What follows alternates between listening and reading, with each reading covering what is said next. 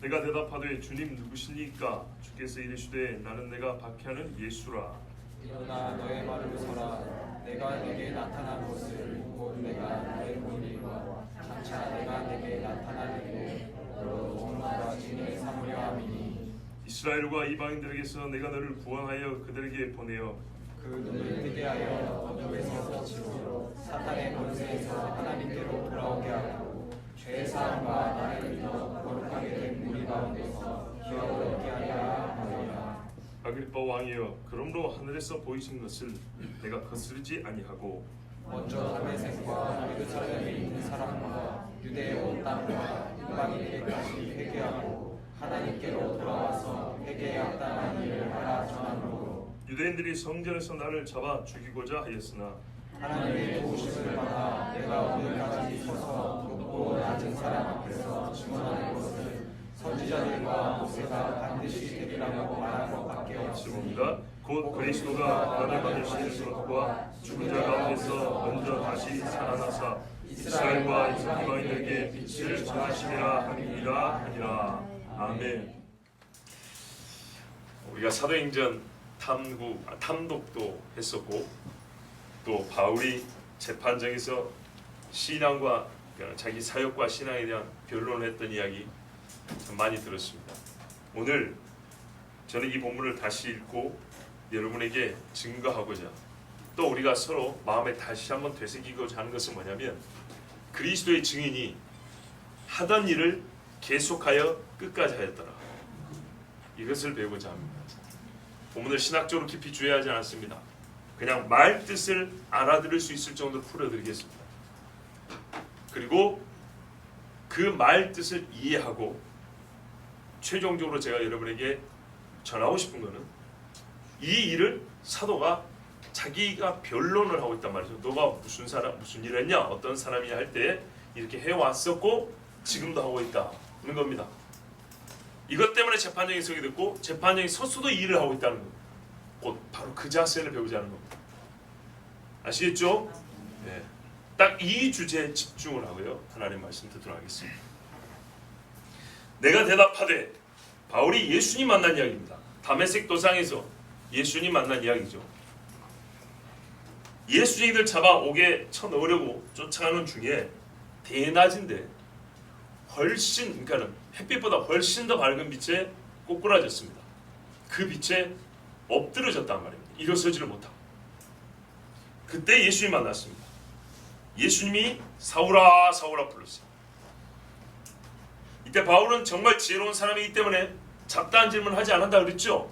누군지만 알면 모든 궁금증이 다 풀리는 거예요. 그런데 하늘에서 들림으로 너 누구야?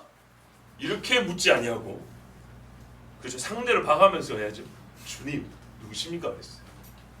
그랬더니 그 주님이 누구냐면 네가 핍박하는 예수라고 그랬어요. 이 이야기를 바울이 여러 번 했어요. 여러 번 하다 보니까 어떤 경우에는 예수님이 하신 이야기를 하나도 안 빼고 다 하는 경우가 있고, 어차피는 한두 가지 생략하고 넘어가는 경우가 있고, 우리도 그렇죠. 같은 사건을 여러 번 말하다 보면 조금씩 더하고 덜하고 이런 경우가 있어요. 이것이 모순은 아닙니다. 무슨 말이냐면 이참에는 가시채를 뒷발자기가 이게 없다 그 말이에요. 그걸 따지지 말라는 얘기입니다. 자, 네가 박해하는 예수라 그랬어요. 답이 나왔어요. 바울은 이 대답 들으면은 어떻게 살까요? 다른 말이 없어도 바리새 생활 집어치웁니다. 예수 믿는 사람들 잡아 죽이려고 했더니 회개합니다. 그리고 완전히 예수 증인 될 것입니다. 사람의 성정이 그래요. 딱 봐도. 그런데 더 바울이 무슨 고백을 하고 다짐을 하고 자기가 말을 하기도 전에 예수님이 계속 말을 이어가십니다. 일어나 너의 발로 서라.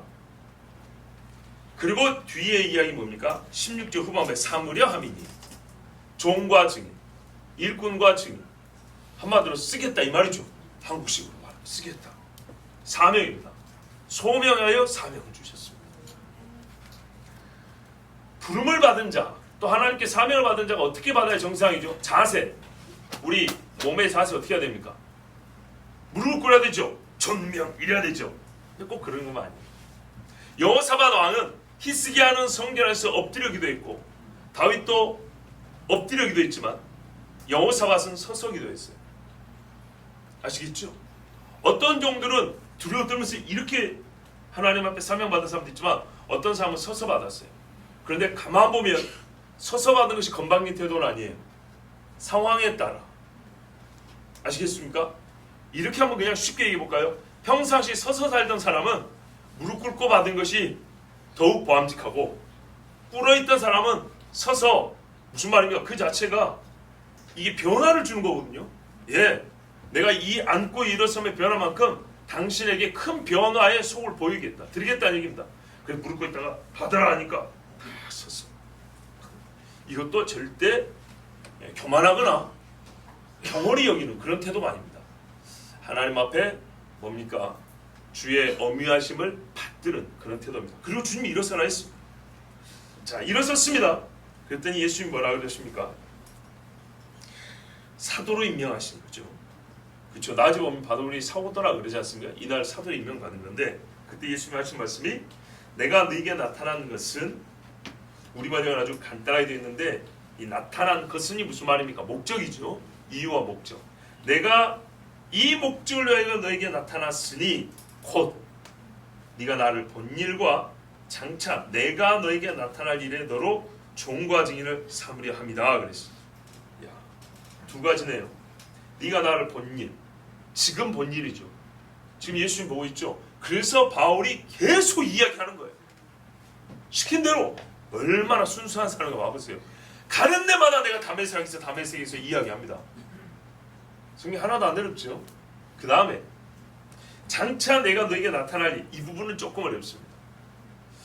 바울이 예수님을 그 뒤로도 물론 기도하는 중에 만났게 환상 중에 봤을 것이고 삼천초에도 갔다 하니까 바울이 예수님을 본 일이 덜어 있었을 겁니다만은, 그냥 얼굴 본 이야기를 할 것 같으면 바울이 가는 데마다 내가 예수를 봤어. 우습게 보지 마. 나 예수 본 사람이야. 보니까 수염이 이만큼 길었더라고. 그 다음에는 빠마를 하셨더만. 내가 예수 본 사람이야. 이렇게 얘기하겠죠. 근데 이런 이야기 안 합니다. 이 뒤에 이야기는 뭐겠습니까? 장차 내가 네게 나타날 일. 예수님이 바울이 이뻐서 맨날 얼굴 보여주려 나타났겠습니까? 그게 아니죠. 계시의 말씀이죠. 이런 경우는 우리가 해석이 좀 필요한 겁니다. 왜? 이거를 증언하라 그랬거든요. 근데 바울의 증언을 봐보세요. 내가 다메섹에서 봤다는 이야기는 하지만은 내가 아랍에서 또 봤고, 예루살렘 가는 길에서 봤고, 파선할 때 뱃속에서 봤고, 헤엄치고 다닐 때 물 위에서 봤고, 이런 얘기 안 하잖아요. 그렇죠? 그러니까 여기서 장차 내가 너에게 나타난다는 얘기는 얼굴 보여준다는 얘기가 아니고, 우리 주님이 바울을 통하여 계시 말씀을 대준다는 겁니다. 그래서 예수님 승천 이후에 되어질 소위 예언적 의미의 말씀은 바울 서신에 아주 풍부하게 기록되어 있습니다. 그리고 예수님이 이 땅에 계실 때 말했어요. 내가 가면 성령을 보내시리니, 성령이 내가 이미 너에게 가르쳐 준 것과 장차 있을 일을 일러주라 그랬어요. 그래서 예수님께서 마지막 때 이야기를 하셨지만 그걸 조금 더 구체적으로 보여주시고 계시하신 분은 성령이셨어요. 사도 요한도 예수님의 말씀을 묻고 나중에 성령이 하늘 열어서 보여주니까 마지막 때 될 일을 훨씬 더 구체적으로 자세히 봤죠. 우리가 계시의 점진서에나 신학 용어했는데, 이거는 구약과 신약을 비교할 때만 쓰는 게 아닙니다. 구약 안에서도 있고요, 신약 안에서도 있고요. 갈수록 구체적입니다. 그래서 성경 해석하는 조금 더 옳은 방법은 뒤에 성경을 해석할수록 앞에 성경을 같이 봐야 됩니다. 앞에 성경은 뒤에서 성취가 되기 때문에 그 모호하고 애매한 의미가 뒤에서 밝혀지는 게 뒤에를 보지만은, 이 뒤의 성경은 앞에 것들이 근거로 하여 읽혀져요. 훨씬 더 바르게 해석이 됩니다. 자, 어쨌든 성경은 분명히 계시가 점차적으로 확실해진다는 겁니다. 없는 게 있게 되는 경우는 별로 없습니다. 아시겠죠? 원래 있는 것인데 조금 더 구체로, 그러니까 처음에 큰 그림인데 큰 그림이 힘이에요. 확정적이지만 힘이에요. 근데 가까이 가면 어떻게 해요? 구체적으로 보이면서, 구체하다는 것은 여러 가지 소주제로 나뉜다는 얘기입니다. 예, 다양한 범주와 영역으로 이렇게 각도에서 보여진다는 얘기입니다. 그런 말씀들이 각 성경들마다 이렇게 잘 기록되어 있습니다. 하여튼 예수님께서 바울에게 뭐라 하면, 앞으로 내가 계속하여 계시를 줄 것인데 지금과 이 나중에 내가 너희를 나타나서 보여주는 것들마다 뭐 하라고? 증거하라 이 말입니다. 아시겠죠? 네가 이 일을 증언하는데 내가 너를 종으로 쓰겠다 하고 예수님이 임명 딱 해버렸습니다. 그래서 바울이 육신으로 예수님과 공생의 사역은 하지 않았지만 사도권을 멸시하는 사람들에게 아주 똑부러지게 얘기한 겁니다. 나 이렇게 예수님 만나고 임명받았다는 겁니다. 자, 예수님이 그러니까는 이 증언의 내용이 뭐냐? 17절 보세요. 종과 증인의 해야 할 일이 이제 17절 이하에 나오는데, 그 전에 바울이 종과 증인이 되기 위하여 먼저 경험해야 할 일이 있습니다. 그게 뭐냐면 구원을 받아야죠. 그렇죠? 모든 종과 증인은 자기가 먼저 구원을 받아야 됩니다. 오늘 새벽에 딱 또 그러네요. 예수님이 물세례를 받았어요. 이야, 우리 또 모 집사님 얼굴이 흐뭇하게, 들은 자와 말한 자 외에는 모르는 거죠. 자, 보십시오 여러분. 예수님이 물세례를 받았어요. 공생애를 시작하려고. 하나님의 섭리 가운데 이 일은 반드시 필요했어요. 근데 궁금한 거예요. 왜 이게 필요했을까의 궁금함의 핵심에 뭐가 있냐면, 홍전사님, 제가 무슨 질문하고 있죠 지금? 무엇이가 어디래요? 잘 들으세요. 예수님이 공생의 사역을 시작하는데 물세례를 받았다고요. 물어볼게요. 대답해 보세요. 물세례를 왜 받았을까?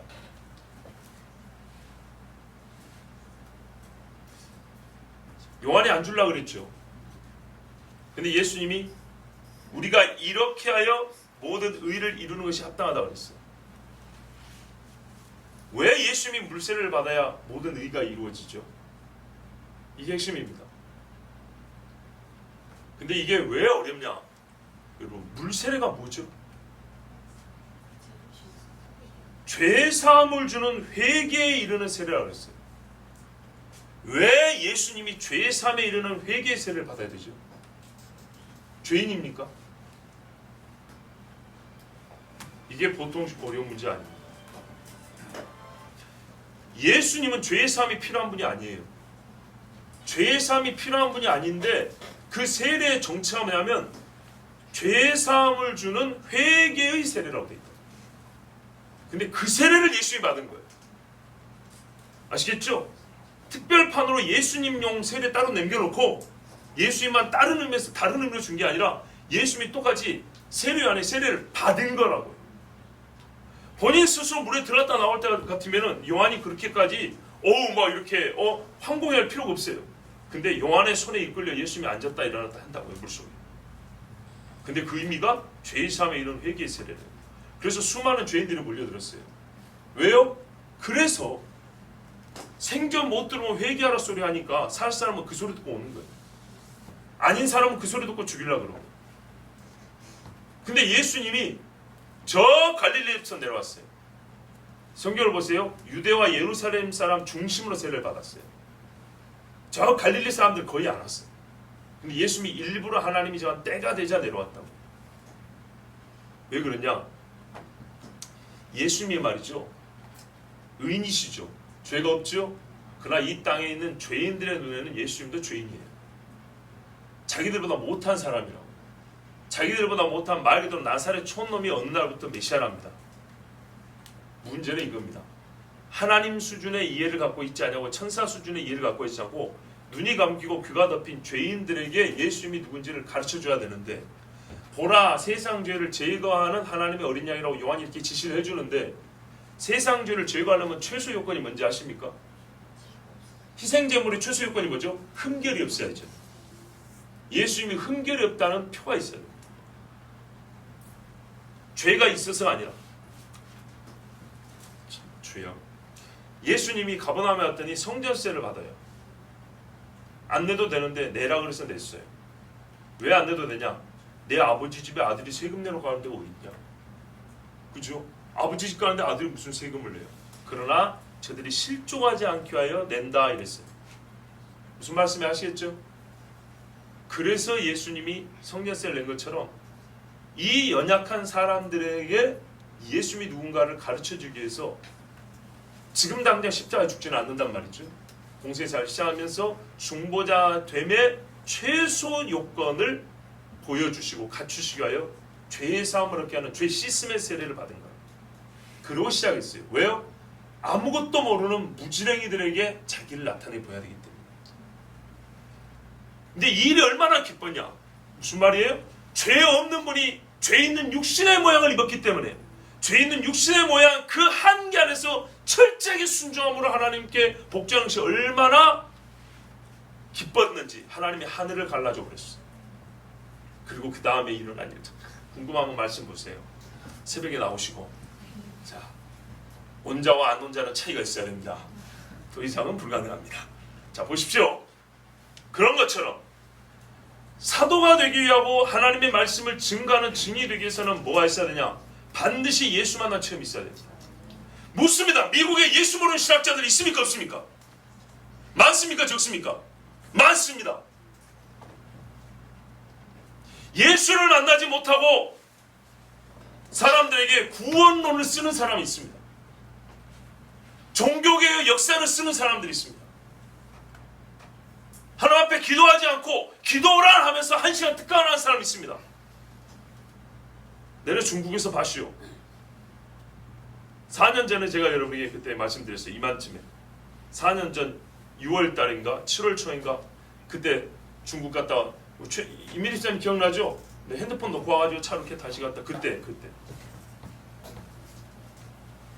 기도 전혀 하지 않고 신학교 안에 성추문이 있었는데 교사가 학생하고 음란한 짓을 하고 그랬는데 그거를 두둔하고 모른 척하고 했던 교감이 있었다고 그랬어요. 아주 교만한 사람. 그런데 하루는 전혀 기도도 못하고 예수도 안 믿는 그런 사람으로 보이는데 기도 특강을 하더라고요. 기가 막혀버렸습니다. 기가 막혀. 자, 여러분, 이스라엘과 이방인들에서 내가 너를 구원하여 그들을 보내요. 이 구원은 1차적으로 예수 그리스도를 믿게 함이고 또 하나는 바울이 계속 주님이 나타나죠. 계속 사역하면서 위협이 많고 생명의 위기를 많이 느꼈죠. 죽음의 위협을. 바로 그때마다 예수님이 구원하고 살리시고 바울을 쓰신다는 얘기입니다. 바울이 나중에 그런 이야기도 합니다. 참 내가 죽을 고비를 많이 느꼈는데 그때마다 우리 주께서 나를 지키사 보아서 여기까지 왔다. 이런 고백도 합니다. 자, 그러면 이렇게 해서 지금 현재 죄와 사망에서 바울을 건져내고 사역하는 중에도 여러 위험에서 바울을 건져내시면서 주께서 이제 진짜로 어떻게 증인되게 하려 함이냐. 18절 보세요. 그 눈을 뜨게 하여. 첫 번째입니다. 이사야 말씀과 같이 사람들이 눈을 감고 있습니다. 저주받은 자는 끝까지 못 뜨게 해버립니다. 먼저 사람들이 눈을 떠야 하나님의 말씀을 봅니다. 역시 어젠가 그젠가 마가복음 들은 분들은 또 있습니다. 세례 요한의 사역은 시야가 먼저 넓혀졌다고 그랬습니다. 그 넓은 시야를 가지고 전과 후를 본다고 그랬습니다. 근데 전과 후를 볼 수 있어야 현재 나의 사역의 범주와 한계를 안다고 그랬습니다. 그는 선지자의 터 위에 서 있고 메시아를 바라보지만 본인은 누구라고요? 단지 메시아 앞서 외치는 자의 소리일 뿐이라고 그랬어요. 이 좌우를 보지 못하면 이런 자기 정체성도 갖기 어렵습니다. 사람이 좁아야 좁은 게 아니고요, 넓어야 한계를 인정하는 겁니다. 눈을 뜨게 하여. 우리가 조상들로부터 얼마나 큰 은혜를, 하나님의 은혜를 받고 그때로부터 약속들을 받고 로마서 말씀대로 예배와 약속과 언약들이 있고 그런데도 불구하고 우리가 어떻게 하나님 앞에 죄를 지었던가. 눈을 뜨야죠. 그래서 어둠에서 빛으로, 두 번째 일입니다. 눈을 뜨게 함과 어둠에서 빛으로 인도하는 일을 해야 합니다. 세 번째, 죄사함입니다. 죄사함과 나를 믿어 거룩하게 된 무리 가운데서 기을 얻게 하려 함이라. 이 우리 문법을 참 우리나라 문법으로는 이게 해석하기 어렵게 돼 있어요. 보세요. 무리를 수식하는 말이 아니에요. 죄사함은 어떤 무리냐? 죄사함을 받은 무리, 나를 믿어 거룩하게 된 무리, 이게 아닙니다. 죄사함 컴만 찍고 나를 믿어 거룩하게 된 무리입니다. 아시겠습니까? 그러니까 먼저 눈을 뜨게 하고, 두 번째 어둠에서 빛으로 인도하고, 세 번째 사단의 권세에서 하나님께로 돌아오게 하고, 네 번째 뭐예요? 죄사함을 받게 하고, 다섯 번째 나를 믿어 거룩하게 된 사람들 가운데서 유업을 받게 한다. 이게 바울이 하는 전체적인 증언 사역이에요. 이걸 통으로 말하면 선교죠. 그냥 우리식으로 말하면 전도하는 거죠. 전도는 어디까지요? 복음을 시작해서 신앙생활을 할 수 있도록까지 인도하는 거라 그러지 않습니까? 그러니까 요즘 말로 하면 한 가지로 묶으면 신앙생활을 하는 것인데 이렇게 구체적으로 나눕니다. 이거 하나하나 또 풀어 말씀드리면은 참 우리 삶에 좋은 하나님의 유익한 교훈도 있고 또 깨우침도 있지만은 일단 오늘 주제는 이 한 가지를 푸는 건 아니기 때문에 넘어갑니다. 그러나 한 가지만을 좀 강조하고 싶은 것은 사탄의 권세에서 하나님께로 돌아오게 한다. 항상 그 권세 아래 사로잡힌 자를 돌아오게 하기 위해서는 그 권세 이상의 힘이 필요하다는 걸 아셔야 됩니다. 하나님의 전신갑주는 어디에 팔죠? 월마트에 있는 뭐 코스트코, 포스트코 잘 몰라요. 코스입니까? 포스입니까? 코스트코 거기에 있습니까? 수입 제품에? 없지요. 롯데마트도 없고 홈마트도 없고 그죠? 이거는 마트에서 파는 게 아니라 그랬습니다. 전부 다 영적 무장입니다. 공산품이 아닙니다. 사람 손으로 만들어내는 게 아닙니다. 근데 위에 전신갑주를 왜 입으라고 그랬죠? 주 안에서와 그 능력으로 강건하여지기 위하여. 그래서 싸운 다음에 능히 서기 위하여 이렇게 돼 있어요. 강한 놈들과 싸우기 때문에 강한 무장이 필요해서 즉 우리를 강하게 하기 위하여 이 무장이 필요하다는 것이죠. 우리는 약합니다. 그래서 강해야 돼요. 사탄과 싸우려면 사탄 이상의 능력이 있어야 돼요. 근데 우리에게는 없죠. 그게 예수님께 의지하는 겁니다. 이 마귀 새끼들, 이 마귀 이 졸개들하고 싸울 때도 우리의 영의 힘이 약하죠. 그래서 하나님께서는 영적인 권능을 대해주시라고 하나님의 전신갑주를 입으라 그랬습니다. 전신갑주는 뭐는 투구의 핵심이 있는 게 아니고 구원의 확신의 핵심이 있습니다. 흉배 무슨 뭐 납덩어리 갖다 붙인 게 아니라 의에 대한 믿음의 거기 핵심이 있습니다. 진리를 허리띠 이게 가죽 허리띠냐 이게 문제가 아니고 진짜 이제 띄는 게 아니고 하나님의 진리로 우리의 힘의 근원을 삼아야 되는 것입니다. 이렇게 해야 우리가 강해져서 악한 영과 싸울 수 있습니다. 자, 내가 이런 사명을 받았습니다. 그러면 어떻게 해야 됩니까? 아그리빠 왕이야. 당신도 왕이지 않냐? 그렇죠? 호칭에 참 의미가 있습니다. 아그리빠 왕이요. 왕이 명령하면 그 밑에 사람 듣습니까? 안 듣습니까? 듣죠. 나 하늘에서 이런 경험을 하고 이런 음성을 들었는데 그러니까 이걸 내가 어떻게 감당하겠습니까? 보십시오. 그러므로 하늘에서 보이신 것을 사실 본 것만은 아니죠. 듣기도 했죠. 보고 들은 것인데 내가 거스르지 아니하고 불순종하지 아니하고 말입니다. 하늘에서부터 들려진 소리를 불순종한다는 게 말이 된다고 생각하냐? 네가 거짓말하는구나. 아닙니다. 그래서 다른 변론에는 함께 들은 사람들 이야기가 나오죠. 거스를 수가 없어서 어떻게 했냐? 이제 실제로 어떻게 했냐? 20절 보세요. 먼저 다메섹에 갔습니다. 다 아는 이야기죠. 가던 길이니까 쭉 갔죠. 직가라 하는 길에 그 거리 직가 그러니까는 우리나라 말로 하면은 직선 쭉 뻗은 도로. 예, 쭉 뻗은 큰 도로 옆에 그 아나니아라는 사람이 와서 안수해지면 눈이 밝아진다 했어요. 그 사람하고 같이 기도를 해서 확인을 받고 그러니까 주의 사명 확인을 받고 어디로 갔습니까? 아라비아로 갔죠. 그렇죠? 아라비아로 갔습니다. 그 다음에 또 그러니까 아레다 왕의 고관이 와서 어쩌고저쩌고 하고 나서 다시 예루살렘으로 갔다가 고향으로 갔다가 이제 이런 일들이 있죠. 자, 그 일을 요약했습니다. 다메섹과 예루살렘에 있는 사람과 유대 온 땅과 이방인에게까지 자, 이게 바울 사역의 범위였어요. 선교 지역이었어요. 바울은 우리가 보통 이방인 선교라고 해서 절대로 이방인만 선교한 게 아니라 그랬습니다. 예수님이 이스라엘과 이방인의 빛이라고 그랬어요. 그래서 항상 가면 유대인에게 먼저 그 다음에 이방인에게 이렇게 했습니다. 그런데 유대 온 땅을 다녔다고 그랬습니다. 와, 여기서 우리가 하나 단서를 찾습니다. 바울과 함께 사역한 여러 동역자들 중에 대표적으로 자세히 미루어 살핀 자 누가가 있습니다. 그렇죠? 그 누가가 복음서를 썼습니다.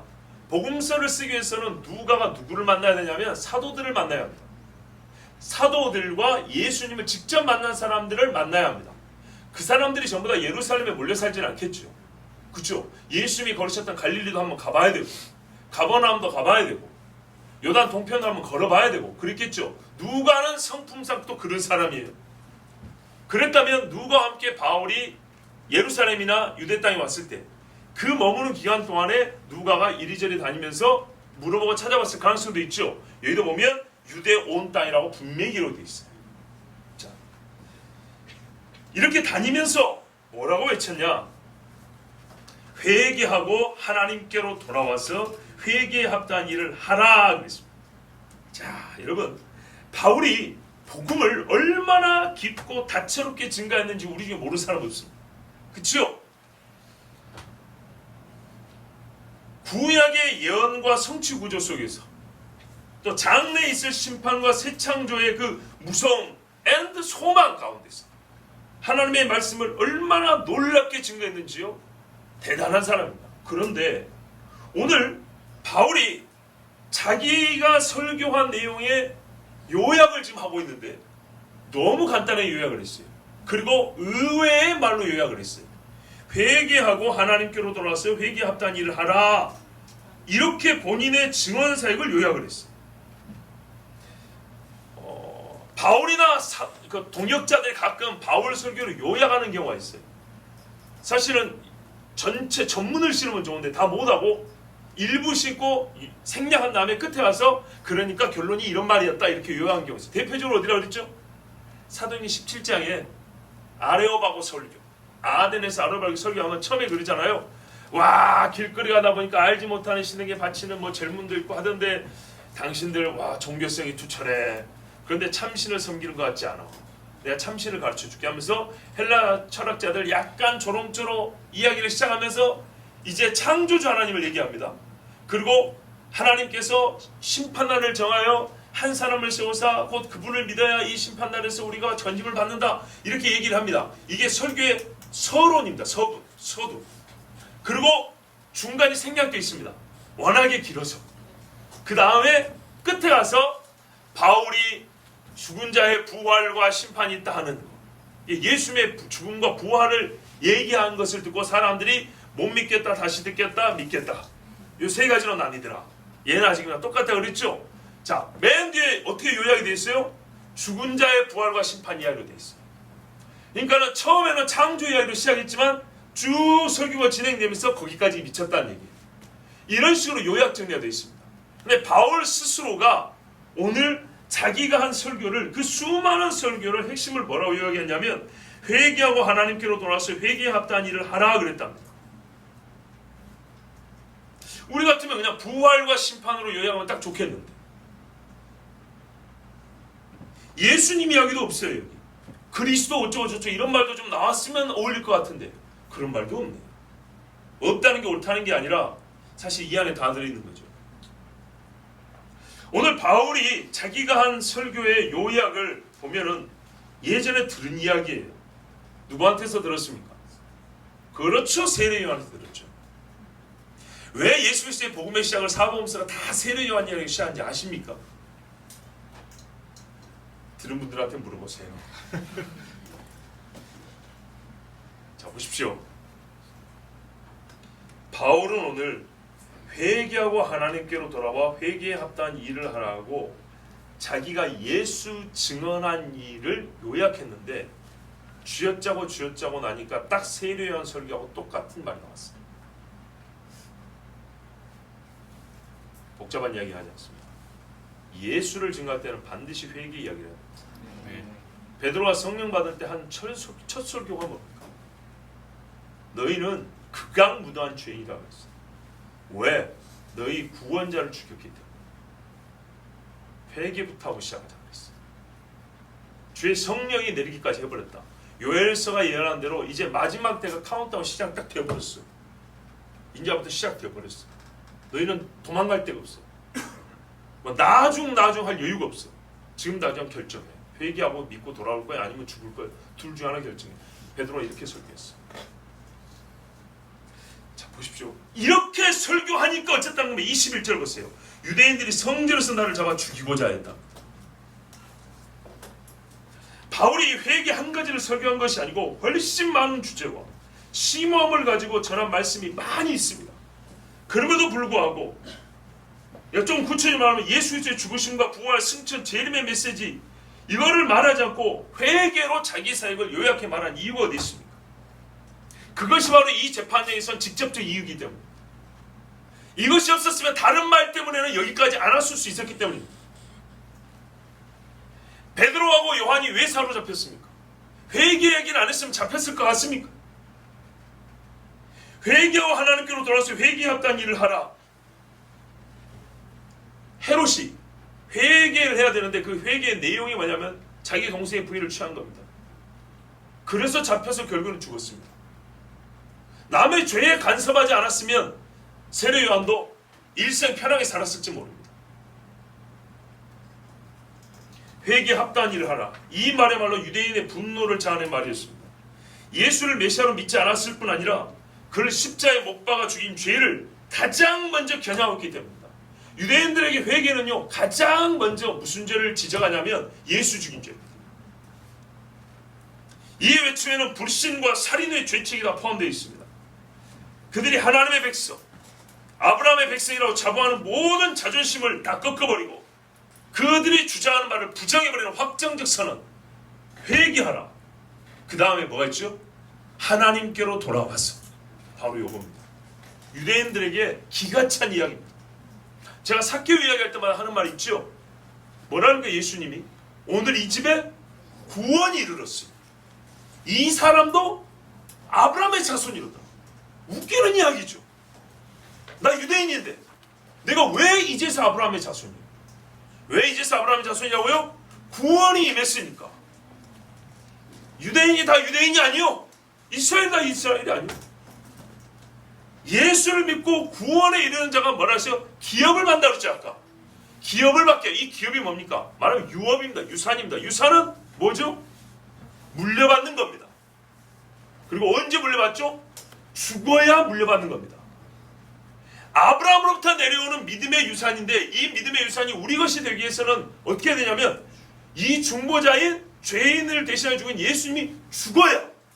그러니까 부모가 죽어야 자식이 받는 거하고는 약간 다릅니다. 이건 부모 자식 간의 물질적 유산이 아니기 때문에, 영적 유산이기 때문에 예수님이 죽어야 그 믿음의 유산이 내 것이 된다고 그랬습니다. 그래서 갈라디아서에 뭐라고요? 예수의 것이 되면 아브라함의 기업을 이어받는다고 그랬어요. 이 말 때문에 유대인들이 화가 나는 겁니다. 회개는 무슨 말이에요? 당신이 아무리 아브라함의 자손을 주장해도 당신 아브라함의 자손은 아니다는 말이에요. 회개를 하여 죄의 사함을 받아야 하나님의 백성 아브라함의 자손이 된다고 지금 그렇게 설교를 했다는 거예요. 그러니까 죽이려고 한 거예요. 하나님께로 돌아와. 우리가 페르시아나 바벨론에서 진격돼서 예루살렘 성전 짓고 살고 있는데 우리를 보고 또 하나님께로 돌아와? 말이 안 되는 소리죠. 죄를 인정하지 않고 메시아를 모르면 이 말은 이해가 안 되고 받아들일 수가 없습니다. 그러므로 유대인들은 바울을 죽이고자 했고 그 일로 말미암아 성전에서 바울을 잡아 폭행하고 결국 이 재판에까지 이르게 됐습니다. 또한 바울이 이처럼 자기 설교를 요약한 것은 이 말이 사실 예수님의 명령의 핵심이기도 했기 때문입니다. 문자적으로는 예수님의 명령과 내용이 다릅니다. 예수님의 명령은 뭐라 그랬죠? 어둠에서 빛으로, 사단의 권세에서 하나님께로 돌이키라고 했죠. 근데 바울은 뭐라 그래요? 글쓰기로는, 말하기로는 회개하고 회개에 합당한 일을 하라고 했어요. 근데 이게 같은 뜻이라는 얘기입니다. 아까 다시 말씀드리면 눈을 뜨게 하여 어둠에서 빛으로, 사단의 권세에서 하나님께로 돌아오게 하고 죄의 사함과 그 죄의 사함을 받게 하고 나를 믿어 거룩하게 된 무리 가운데서 기업을 얻게 하리라. 이 모든 말을 달리 말하면 회개하라 그 말이라 뜻입니다.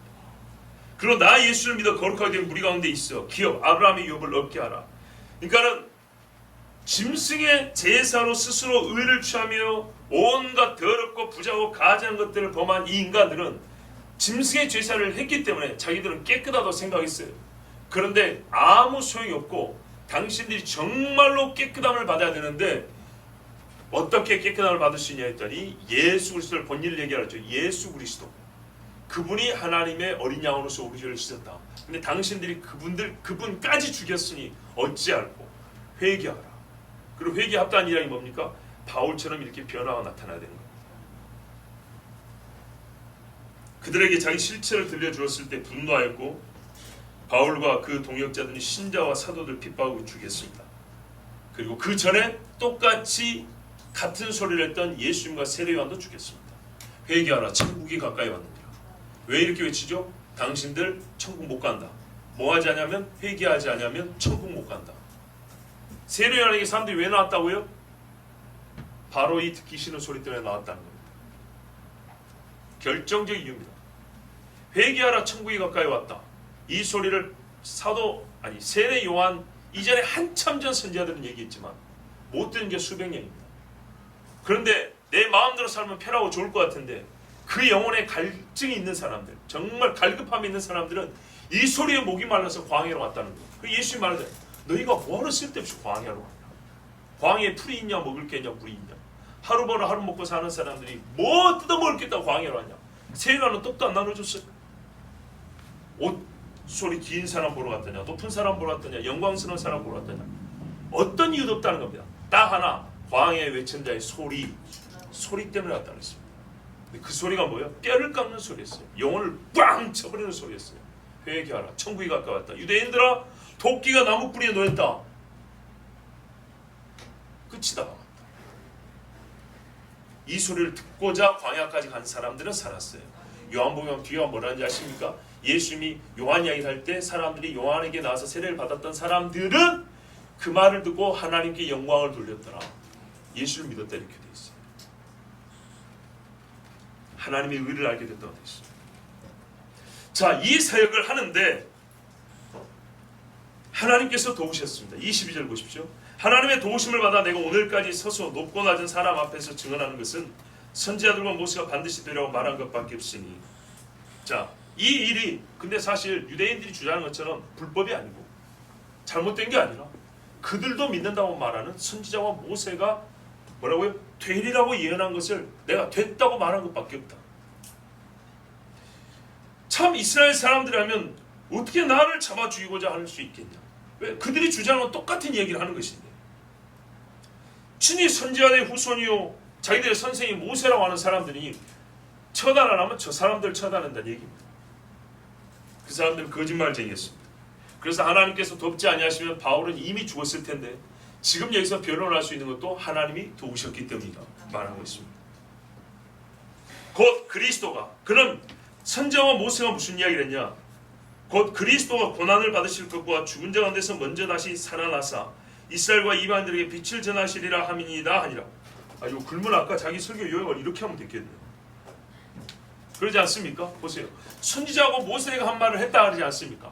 근데 선지자하고 모세가 한 말을 요약하면 이렇게 된다잖아요. 그렇죠? 그러면 나도 이 이야기를 했다 했으니까 나도 선지자와 모세가 말한 것처럼 설교했습니다 하면 되는데 자기 설교 요약은 회개로 하고 그리고 그 말이 곧 이꼴 이런 뜻인데 선지자와 모세가 하라 한 것입니다 라고 이스라엘과 이방인들에게 그리스도가 빛이다. 그가 우리의 구원자라고 말했다는 겁니다. 그러니까 무슨 말하면 이게 참 지혜롭게 말하는 거예요. 같은 사건을 여러 가지 측면에서 얘기를 해주는 거예요. 예, 그래서 우리를 보다 더 깊고 넓게 하나님의 말씀만으로 인도하는 거예요. 자, 이스라엘과 이방인들의 빛을 전하라. 그리스도 이야기. 이제야 우리가 보기에는 바울스러운 말이 들리는 것 같습니다. 그죠? 그리스도의 고난받음, 죽음, 부활의 첫 열매 되신 이야기. 그리고 빛을 전하신. 근데 보면요, 바울 자기가 빛을 전했다는 게 아니고 예수님 본인이 빛을 전했답니다. 보세요. 그리스도가, 그죠? 그리스도가 쭉쭉쭉쭉 전하시리라 함이니이다. 이렇게 돼 있어요.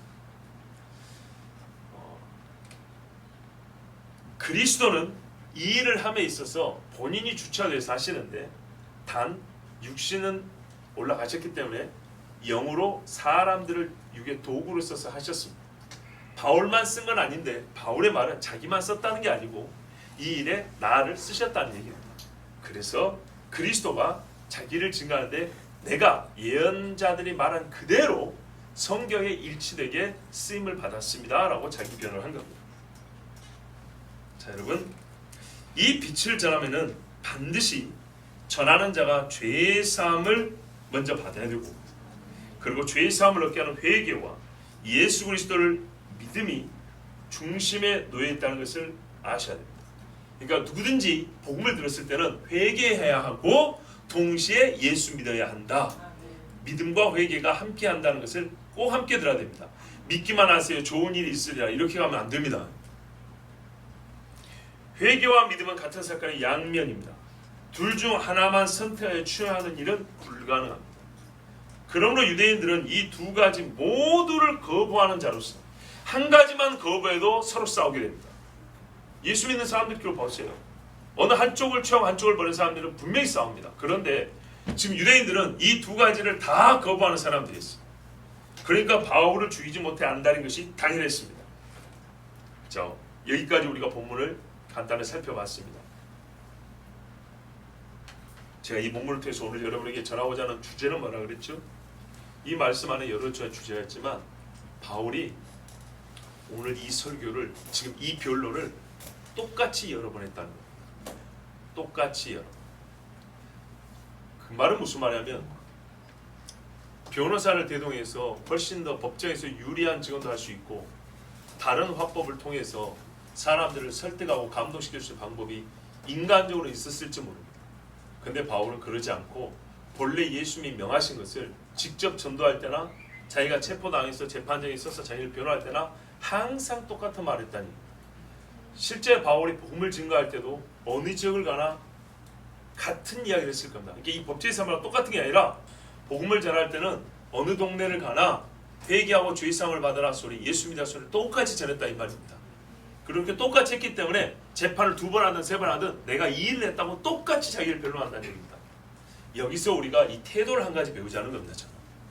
본문 하나하나는 이미 다 들었고 또 개인적으로 묵상하면 되는데 오늘 주제는 이런 태도.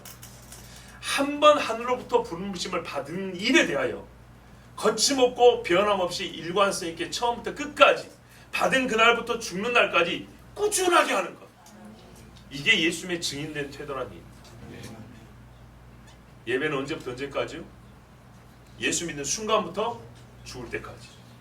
육을 입는 동안에는 말입니다. 주님 앞에 하면 또 영원히 예배합니다.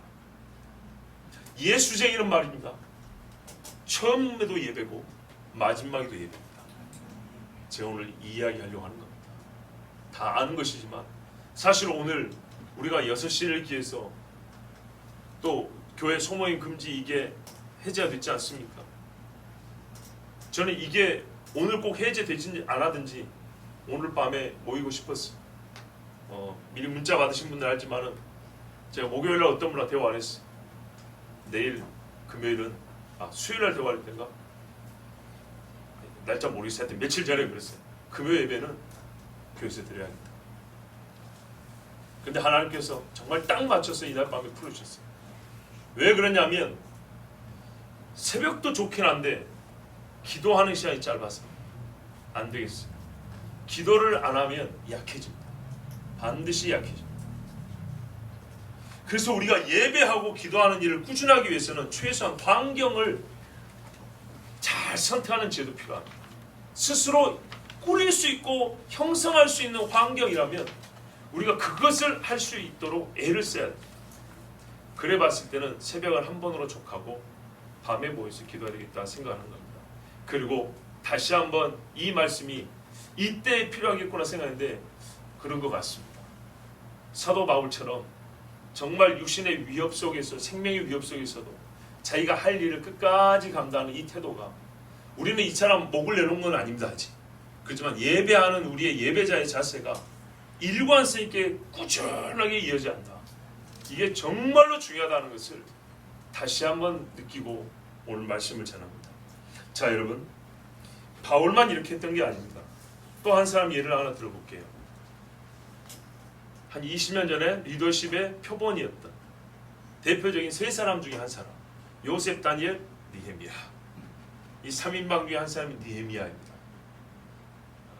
한참 뭐 특강하고 다니는 분들 많이 했잖아요. 느헤미야가 어쩌고 했다고. 자 근데 보세요 여러분, 느헤미야가 무슨 일을 했습니까? 예루살렘 성전이 아니라 성입니다.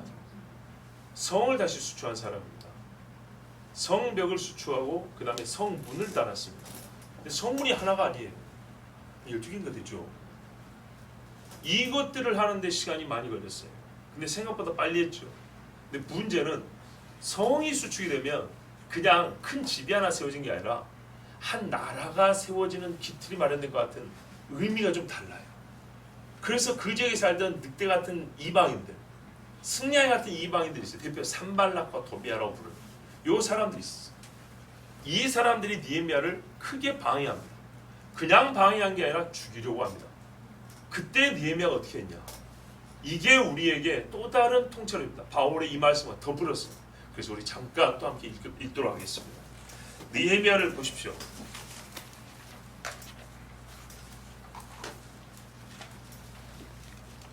느헤미야 6장. 오늘 깊게 보는 게 아니고 사건을 이렇게 살펴보면서 우리가 하나님 주시는 분명한 주제 한 가지를 다시 강조하고자 합니다. 느헤미야 6장 1절에서 19절을 눈으로 보십시오. 제가 읽으면서 또 간단하게 설명해 드리겠습니다. 1절 보시면 산발락과 도비아와 아라비아 사람 게셈과 그 나머지 우리의 원수들이 내가 성벽을 건축하여 허물어진 틈을 남기지 아니하였다함을 들었는데 그때는 내가 아직 성문에 문짝을 달지 못한 때였다. 문짝이 안 달렸기 때문에 공격이 취약하죠. 완성이 되지 않았습니다. 자, 완성이 되지 않았을 때 거룩한 성의 공사가 아직 남아있을 때에 악한 자들이 더 이상 미룰 수 없다고 이제는 이 일을 못하게 막으려고 수장을 부렸다는 얘기입니다. 그때 여기 보니까 산발락과 도비아가 있고 아라비아 사람 게셈이라는 이 대표적인 세 사람인데요. 자, 산발락과 게셈이 내게 사람을 보내 이르기를 오라 우리가 오노 평지 한 촌에서 서로 만나자 하니 실상은 나를 해하고자 함이었더라. 그 지역에 오노 어디서 들어봤다 오노. 자, 오노 평지라는 그 지역이 있는데 거기서 만나자 했다는 거예요. 무슨 뭐 개인이 할 얘기나 있는 것처럼. 근데 실상은 사람들 눈에 안 띄게 죽이려고 암살하려고 했던 거예요. 그래서 안 갔어요. 교회 지도자들이요. 긴히 상의할 것입니다 하고 정치인들이 부를 때 대충은 감을 잡을 수 있거든요. 어떤 때는 나 안 갑니다 하는 게 우리 교회 입장을 전달하는 방법이 될 수도 있어요. 거기 걸게 상처로는 그 앞에서 참 험한 소리 못하거든요 사람이. 자 3절 보세요. 내가 곧 그들에게 사자들을 보내어 이르기를 내가 이제 큰 역사를 하니 내려가지 못하겠노라. 어찌하여 역사를 중지하게 하고 너에게로 내려가겠느냐 하매 그들이 4번이나 이같이 내게 사람을 보내되 나는 꼭 같이 대답하였더니. 느헤미야가 정말 가치 있는 일을 하는데 가치 없는 이놈들하고 만나는 일을 안 하겠다 하고 4번이나 거절했답니다. 세상에 말이죠. 정치하는 사람들이 서로 정치적 수사도 잘하거든요. 아 누구 의원님 존경하는 누구 이건 다 그냥 정치적 수사라 그래요. 그냥 해주는 말이에요. 예의상. 그런데 느헤미야가 안 그랬어요. 당신들의 성의를 내가 아는 바이거니와 뭐 이러면서 이렇게 말하지 않고 당신들 만나는 일은 가치가 없어요. 나는 진짜 중요한 일하고 있어. 내가 이 일을 놓고 어딜 가. 근데 이 하는 게 뭐죠? 땀 뻘뻘 성벽 쌓는 일이에요. 고상히 앉아서 차 마시는 건 문서 검토하는 것도 아니에요. 그런데 느헤미야가 이렇게 말했어요. 하나님 전에 일, 하나님 땅에 이 성벽을 쌓는 이 일에 나는 당신들 만날 그 시간을 낼 수가 없어요. 내팽개쳐 버렸어요. 그랬더니 산발락이 5번째는 그 종자의 손에 봉하지 않은 편지를 들려 내게 보냈는데 일부러 아무나도 보라고 한 겁니다. 그 글에 이르기를 이방교도 소문이 있고 가스무도 말해. 가스무가 누군지 모르겠어요. 너와 유다 사람들이 모반하려 하여 성벽을 건축한다 하나니. 그러니까 편지 들고 간 사람들 맞겠죠. 소문나게 하는 거예요. 이 편지가 은밀하게 가면 산발락과 느헤미야 밖에 사람들이 모르겠죠. 근데 이게 개봉을 해놨으니까 누구라도 볼 수 있도록 루머가 확산될 수 있도록 네가 그 말과 같이 왕이 되리 하는도다. 또 내가 선자를 세워 예루살렘에서 너를 들어 선전하기를 유다의 왕이 있다 하게 하였으니 지금 이 말이 왕에게 들릴지라. 그런즉 너는 이제 오라 함께 의논하자 하였기로. 이게 무슨 말이냐. 5번째는 안 오니까 편지를 썼는데 내가 소문을 들었어. 느헤미야요 총독님. 아니 총독께서 모반을 하려고 한다고 그러대요. 아 소문이 쫙 났네. 막 선지자들까지 소화죠. 선자가 하나님께서 말씀하시기를 장차 예루살렘에 왕이 있으니 느시가 세워질 거야. 뭐 이렇게 예언도 한다는데 아 이게 무슨 말입니까? 아 여차하면 왕에게 페르시아 왕한테 들리면 목이 달아날 건데 제가 무마시켜 드릴 테니까 저하고 얘기 좀 합시다. 도와주는 척인 거예요. 도와주는 척. 그때 느헤미야가 이랬어요. 내가 사람을 보내 이르기를 네가 말한 바 이런 일은 없는 일이요 네 마음에서 지어낸 것이라 했어. 느헤미야 사람 쌈박합니다. 이는 그들이 다 우리를 두렵게 하고자 하여 말하기를 그들의 손이 피곤하여 역사를 중지하고 이루지 못하리라 함이라. 이제 내 손을 힘있게 하옵소서 하였노라. 그러니까 거짓말을 할지라도 이런 소리가 왕에게 들어가면 어떻게 되겠어요? 그죠? 그래서 느헤미야라고 사람이 움츠러들게 하는 거예요. 두려운 마음을 가지고 그래 일단 좀 멈춰봐. 이거 일단 뭐 거짓말 듣지 않는 정리 좀 해놓고 하게. 이렇게 만들려고 했던 거죠. 그런데 느헤미야는 간파했어요. 예수쟁이들 눈이 불 같아야 돼요. 번쩍번쩍해야 돼요. 그래서 헛소리 하지 마라. 거짓말 하지 마라. 난 깨끗하다. 끝! 그런데요. 그렇게 말을 했지만 나보다 정치적인 음모 뭡니까? 정치적인 수가 높은 사람들이 이 사람들. 발도 넓은 사람들이. 하려면 어떻게든지 해 나를 모함할 수 있어요. 다니엘도 어떻게 모함했는 거 보세요. 그래서 느헤미야가 어떻게 했어요? 기도했어요. 하나님의 사람들이 기도합니다. 모르게 기도합니다. 기도가 얼마나 중요한지. 하나님 내 손을 힘있게 하옵소서. 시편에 제가 가끔 우리 당회할 때 읽는 말씀이 있어요. 지금 장절은 기억이 안 나는데 여호와께서 우리 손에 맡기신 일을 힘있게 하옵소서.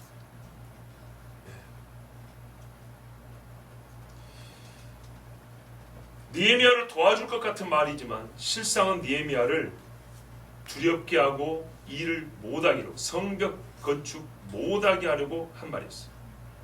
교회가 바이러스 감염 확산의 주범이라고 예배드리던 당신들 병 걸려서 죽는다.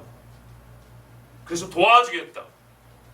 방역 지침 내리고 당신들은 못 닫으니까 우리가 대신 닫아주겠다고 생각해 주는 척하고. 그러니까 우리 서건자들은 국가가 도와줘서 교회가 욕을 덜 얻어먹었대요. 교회 감염자가 적다고 말하는 경우도 있습니다. 그럼 미국을 한번 보실까요, 여러분? 미국 뉴스 중에 혹은 우리나라 뉴스가 미국 뉴스를 따다가 많이 하거든요. 그대로 거의 따버렸는데 미국의 감염자가 하루에도 뭐 몇몇 명씩 나오고 하루에도 뭐 몇천 명씩 죽고 이런다 그랬죠. 그렇죠. 우리보다 훨씬 심각하죠. 미국의 교회 수는요 대한민국 못지 않죠. 어마어마한 교회들이 많습니다. 밀집적으로는 거기도 그렇게 돼 있을 겁니다. 그럼 물어봅시다. 교회 집단 감염 사례 미국 뉴스에 나온 적 있습니까? 한 번도 없습니다. 재밌죠? 그거는 또 생각을 못 해봤네. 하루에 몇천 명씩 죽었다잖아. 시신을 쌓아놓을 데가 없었다잖아. 그죠? 그리고 거기는 교회 막지도 않았어요. 주별로 약간 차이가 있긴 하지만 국가적 차원에서 막은 적이 있어요. 우리나라처럼 이렇게 소위 봉쇄당한 지경으로 그렇게 하지 않았어요. 자율에 맡겼다 했어요. 물론 자율이니까 어떤 사람은 안 하기도 하고 어떤 사람은 했겠지만 그래도 많은 사람들이 모였어요. 감염 발생률과 사망자, 집단 감염자 수를 볼 때 그 엄청난 수를 볼 때 우리나라 같은 경우도 교회 집단 발병하고 뉴스에 지금 몇 차례 나왔지 않습니까? 한 대여섯 차례 나왔죠. 그럼 미국 같은 경우에는요. 몇 번 나와야 정상 아닙니까? 소위 확률 좋아하시는데 확률적으로 몇 번 나와야 정상이잖아요. 그 중에 한 100명쯤은 죽어야 정상 아닙니까? 그러면 크리스찬 중에는 죽은 사람 없을까요? 뉴스 그렇게 안 내보내요. 종교 분류해갖고 안 내보낸다고요. 예? 어느 교회 출신, 어느 교회에서 집단 발병 이런 이야기 없다고요. 없으니까 우리나라 뉴스도 그걸 못 따온 거예요. 그런 게 있기만 했으면 가져와가지고 아주 그냥 난리를 쳤을 거예요. 네 마음에서 지어낸 것이라. 우리나라 교회에서 발병자가 없다는 게 아닙니다. 그 이상의 말들, 그 이상의 의미 부여들 다 사람들의 악한 마음에 지어낸 것들입니다. 예배를 못 드리게 한 겁니다. 선한 일을 못하게 하려고 하는 겁니다. 자연스럽게 힘이 약해서 떨어져 나가는 꼴을 보십시오. 그래서 예배를 안 드리고 났더니 한 달 지나고 두 달 지나니까 사람들이 떨어져 나오고 하나님 앞에 나오지 않는 것을 보십시오. 성벽을 쌓는 것을 일주일 멈추고 한 달 멈추면 안 합니다. 이제 한 손에 삽 들고 한 손에 칼 들고 이게 할 짓입니까? 못 합니다. 제가 최근에 육상 경기를 제법 봅니다. 요즘에 육상 경기 하고 있더라고요. 육상 경기 보면 스타트해가지고 바로 포기한 선수들이 있어요. 왜 그러냐면 타이밍이 안 맞은 거예요. 예. 숨 딱 멈추고 빵 하면 빵 나갔는데 들숨을 때 빵 해버린 거예요. 뭐 예를 들면 그런 거죠. 우리 선수 계시니까 그런 거 있죠. 아니면 쳤다는데 다리가 삐끗했다거나 뭔가 호흡이 안 맞은 뭐 그런 거죠. 그죠? 처음부터 기권할 의사가 아니고 뛰어보려고 했는데 한 두세 걸음 가다 포기하는 거는 분명히 호흡이 안 맞았다고 나는 봅니다. 그런 거예요. 호흡이 안 맞으면 일 못하는 거예요. 예수 믿는 사람들 신앙의 호흡을 끊게 해버리는 거예요. 예배 호흡이 이게 무질서하게 돼버리면 사람 어떻게 건강이 해쳐지는 것처럼 영적 호흡이 무질서지면 신앙이 엉망이 돼버립니다. 이 산발랏과 도비아 이런 괴계에 느헤미야 넘어가지 않았어요. 멈추지 않았어요. 바울도요. 얼마나 많은 위험이 있었습니까? 한 번도 멈추지 않았어요. 그래서 감옥에 가둬놓으면 예수쟁이하고 안 예수쟁이는 어떻게 드러난다고요? 딱 일주일 보내보면 알아요. 예수쟁이는 주일 아침에 찬송 부르거든요. 기도라도 한다고요. 종교 확인 안 확인해봐도 돼요. 자연스럽게 나타나게 돼 있어요. 안타깝지만 그래서 순교자들이 나옵니다. 가만히 있으면 되는데 예수쟁이들은 주일이 되면 적어도 하나님 앞에 기도한다고 무릎을 꿇는다고. 무슬림들은 그 아쟁인가 아진인가 뭐 한다고 이러고 있다고요. 딱 티가 나요. 근데 그 티를 못 내게 하는 짓을 한 거예요. 이 나라가.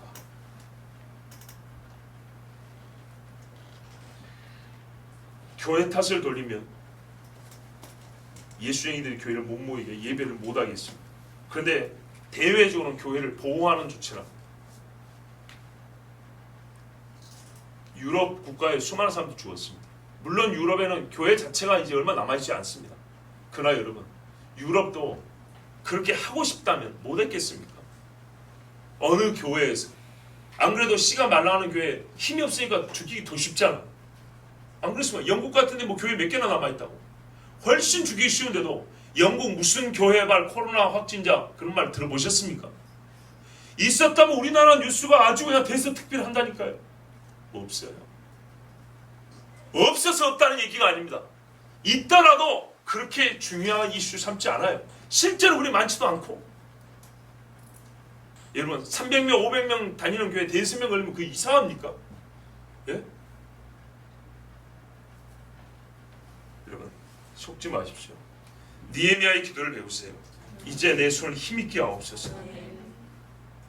예배하는 우리를 힘있게 하옵소서. 이후에 무에다벨의 손자 들라야의 아들 스마야가 두문불출하기로 또 다른 수를 썼어요. 진짜 재밌습니다. 이 사람이 보니까 느헤미야의 측근인 것 같아요. 그러니까 느헤미야가 신방을 한 거예요. 보세요. 10절에 내가 그 집에 갔어요. 서로 집에 갈 정도예요. 가니 그가 이르기를 너 왜 요즘에 집 밖으로 안 나오더라 하고 그랬더니 이 사람이 총독님 하면서 하는 말이 그들이 딱 말 안 해도 알죠. 이름 안 해도 서로 아는 그들이죠. 그들이 너를 죽이러 올 터이니 우리가 하나님의 전으로 가서 외수 안에 머물고 그 문을 닫자. 저들이 반드시 밤에 와서 너를 죽이리라. 이 말이 무슨 말입니까? 산발락과 도비아가 암살자를 보내서 총독 너 죽일 건데 우리 이미 성전이 있단 말이죠. 성전 어딘가에 숨어가지고 있자. 그러면 우리 죽이러 왔을 때 우리 못 찾고 갈 것이다. 이렇게 얘기를 한 거예요. 내가 이르기를 나 같은 자가 어찌 도망하며 나 같은 몸이면 누가 외수에 들어가서 생명을 보존하겠느냐. 나는 들어가지 않겠노라 하고. 참 느헤미야가 나 재밌어요 진짜. 느헤미야가 뭐라고 말합니까? 내가 일이 있는 사람들이 숨을 수 있겠냐? 그리고 숨는다고 되겠냐? 숨어도 아무 소용없는 거 아니냐? 그냥은 나는 안 숨고 일할란다. 말한 사람 민망하게 시리. 그죠? 얘는 정말 근심하고 느헤미야의 측근으로서 생각하고 해준다는 해설인데 느헤미야가 속을 딱 보고 아이고 나는 숨을 놓고 숨는다고 될 일도 아니다. 그냥 나는 하나님께 맡기고 일합니다. 너는 그냥 집에 계시소서 이러고 왔다 이 말입니다. 근데 왜 그 양반이 또 그 이야기 소리를 했냐? 느헤미야가 왜 이 소리를 했냐? 깨달은지 그는 하나님께서 보내신 바가 아니라 나는 생각이 아니라 도비아와 산발에서 뇌물을 받고 내게 이런 예언을 합니다. 이 이 사람은 이렇게 예언자 비슷한 인간이었던 거예요. 그들의 뇌물을 준 까닭은 나를 두렵게 하고 이렇게 함으로 범죄하게 하고. 보세요. 두렵다는 말이 계속 나와요. 미스터리, 닥터리라고 우리가 다 아는 그 양반 있어요. 우리 약간 번쩍이는 분 있죠. 저보다 몇 살 더 많은 분. 한 2년 전부터 유명한 분 있잖아요. 이모훈이라고. 이정모 박사라고 있어요. 예, 그분이 그런 이야기 했어요. 왜 이런 법들과 왜 세상에 이런 짓을 하냐면 2년 전부터 외치는 말이 직접적으로 우리를 탄압을 못하도록 움츠러들게 한다. 예.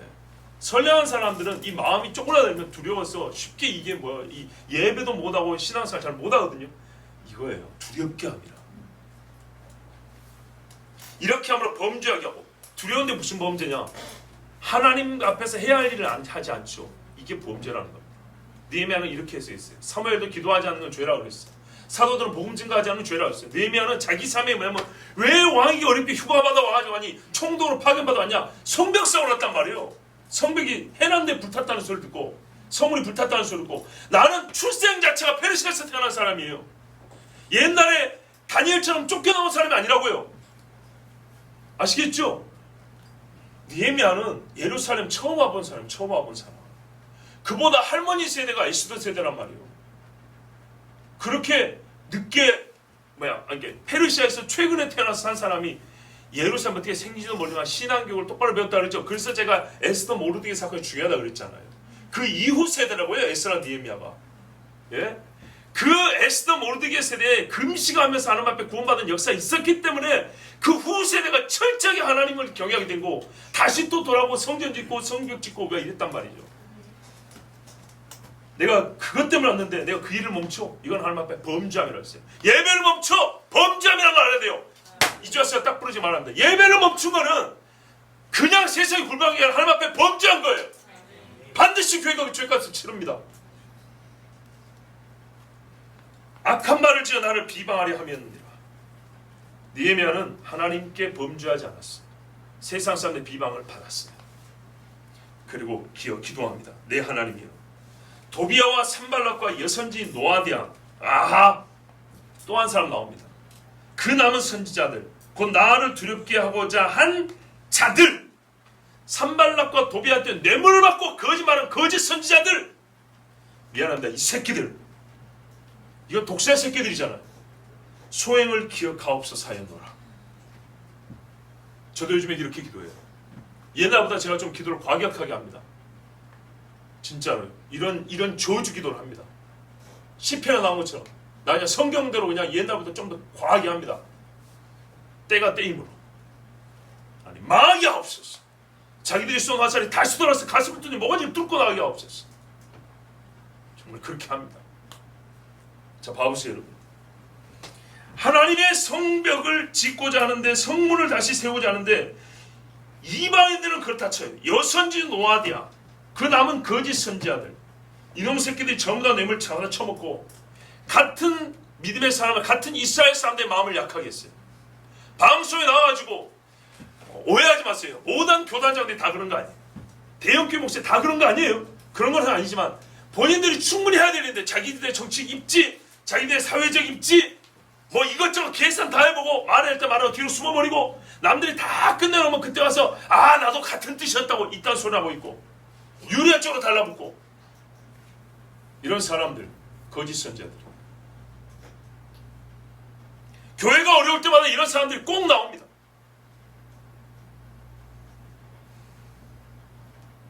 아주 어려운 때는 아니었지만 근자에도 우리가 그래도 이렇게 훑어보면 좀 보이지 않습니까? 성명 역사가 52일 만인 엘룰월 25일에 끝나면 12월 25일인가요? 지금 현재로 하면 우리의 모든 대적과 주위에 있는 이방 족속들이 이를 듣고 다 두려워하여 크게 낙담했으니까 할렐루야. 보세요. 성벽이 뭐라고? 성벽이 왕궁이 되니까 두려워했답니다. 왜 이걸 못 짓게 두렵게 만드느냐? 성벽이 왕궁되면 자기가 두렵기 때문이에요. 예수의들 예배하면 세상 사람들이 두려워합니다. 자기들이 두려움을 겪지 않으려고 우리를 예배하지 못하게 두렵게 만드는 겁니다. 기억하세요. 예수의들이 예배하면 귀신이 떱니다. 정말입니다. 지옥문이 흔들리는 찬송 가사인가 이 말은 거짓말이 아닙니다. 흔들흔들합니다. 악한 자의 권세에서 끄집어낸다면서요. 다 두려워하여 크게 낙담하였으니 그들이 우리 하나님께서 이 역사를 이루신 것을 알미니라. 요즘 말해볼까요? 끝까지 버티면서 예배해. 그러면 적어도요 알아요. 저 교회는 진짜 예수행이더라. 하나님이 도와서 지금 저러고 있다고. 맞습니다. 그저께 저희 친족 고모님이 오셨습니다. 어제죠. 우리 교회를 보고 뭐라 하는지 아십니까? 초대교회 같다 합니다. 뭐가 할렐루야예요. 고급스럽지 못하다 그 말입니다. 이분이 옛날에 서울 사다 시집을 저기 시골로 갔는데 농사 짓고 있어요. 근데 자기 시골이 조치원이란 말이죠. 조치원 교회보다 시설이 안 좋다 그 말입니다. 그래서 그런 차원에서 초대교회 같다 이렇게 말한 겁니다. 옛날에 우리가 다 어렵게 시작할 때 그 모습이라 그 말. 나는 그렇게 생각 안 하는데 좋은데 그렇지. 뭐가 문제냐? 굉장히 좋은데. 하여튼 그러면서 이제 온 이유는 우리 교회 생각하면서 기도하면서 계속 동역하고 싶다 이런 의미로 온 겁니다. 그래서 직접 보고 싶다고 온 겁니다. 뭐 하니까요? 예배하니까. 예배하는 교회 한번 보고 싶고 그리고 같이 기도하고 싶고 봐야 우리가 선교지 가는 것처럼 봐야 기도가 되고 봐야 동역이 되기 때문에 보고 싶다. 이러고 와서 예배당 한 5분 있다 갔어요. 자 여러분 하나님께서 우리와 함께 하신 믿으시죠? 예, 하나님께서 함께 하지 않으면 기도 못하고 예배 못합니다. 우리가 이유를 만들어냅니다. 기도 안 해도 되는 이유들. 세상 이만큼 말하면 곱하기 10에서 이만큼 만들어서 예배 안 해도 되는 이유를 우리가 만들 수 있습니다. 근데 사람은 게을러서 이렇게 만들어도 그냥 팝콘 튀겨서 잘 먹듯이 잘 먹고 그래요 예배는 다음에 드립시다 그럴 수 있어요. 저는 여러분의 믿음을 무시하지 않습니다. 이 어려운 시기에 몇 달 동안 함께 해준 게 솔직히 너무 기쁘고 감사해요. 그런데 동시에 제가 알아요. 만약에 제가 다른 소리 하지 않고 국가가 그러니 한 2달 동안 온라인 예배 합시다 하면 여러분 또 역시 불만 없이 그럽시다 했을 거라는 것도 알아요. 무슨 말이냐? 우리가 잘해왔지만 니에미야만큼 단호하지는 못하다는 것도 알아요. 인정하세요. 아니다 그러지 말. 나는 아닌데 그러지 마. 우리 분명히 그랬을 겁니다. 그냥 가만히 있었으면 그럽시다 했으면 그랬을 겁니다. 아직 우리는 믿음이 좀 더 커야 합니다. 정말입니다. 저나 여러분이나 믿음이 더 커야 합니다. 농담이 아니라 정말 훌륭한 목회자들이 많습니다. 니에미야 같고 다니엘 같고 모세 같은 사람들이 이 땅에도 있습니다. 나 역시 그분들만 못합니다. 그런데 여러분들도 정말 우리보다 나은 신앙인들이 많이 있다는 거 인정해야 됩니다. 표현하자면 우리는 겨우 예배 시간 맞춰서 와서 예배할 뿐입니다. 우리 신앙 이 정도밖에 안 되는 겁니다. 워낙에 예배 안 드리는 사람들이 기준으로 보니까 높은 데 있는 것 같지 어떤 사람은 예배하는 이상을 합니다. 훨씬 많은 일들을 합니다. 나 아닌 다른 사람들이 예배하기 위하여 이 나라가 회개하기 위하여 수많은 수고하는 사람들이 있다는 걸 알아야 됩니다. 내 집 짓고 살면 됩니다. 근데 스갈랴 선지자 학교 선지자를 보내고 책망했잖아요. 판벽한 집에 거하는 것이 옳으냐? 판벽이 한자 편인데 무슨 말인지 아십니까? 벽이 있는 집입니다. 아니 집이 오면 벽이 있어야지 무슨 열대지방도 아니고. 그런데 하나님의 집을 짓겠다고 온 놈들이 이걸 뒷전으로 밀어놓고 너희 집 벽이나 쌓고 있다. 그래서 학계 선지자를 통해서 책망을 했습니다. 다른 때 같으면 책망 안 해요. 그런데 지금은 뭐 한다고 온 사람이에요? 송전지라고 하나님이 고린도서부터 보내준 사람들이라요. 그리고 온 사람들만 해야 할 일이 뭐예요? 하나님의 집이 무너지고 없어진 이 땅에 하나님의 집을 먼저 세워야 되겠죠. 사명이에요. 사명. 근데 약간 어려우니까 와서 보니까 먹고 살기 너무 힘들거든. 척박하고. 그래서 좀 이따 합시다. 그건 아닌 거예요. 여러분 좀 어려우니까 예배 나중에 드립시다. 좀 쉬면 되지. 아니에요. 예배는 쉬는 게 아닙니다. 정말 우리가 육을 갖고 있기 때문에 물리적으로 제압을 당할 때가 올 거예요. 잡고 끌고 와버린다 이 말입니다. 그죠?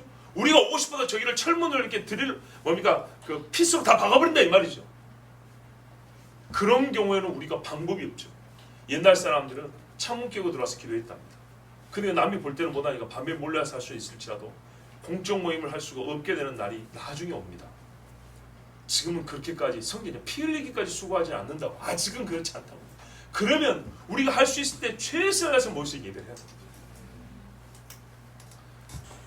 17절부터 보겠습니다. 또한 그때 유다의 귀족들이 여러 번 도비아에게 편지하였고 도비아의 편지도 그들이 읽었으니 유다 귀족들도 내통했던 거예요.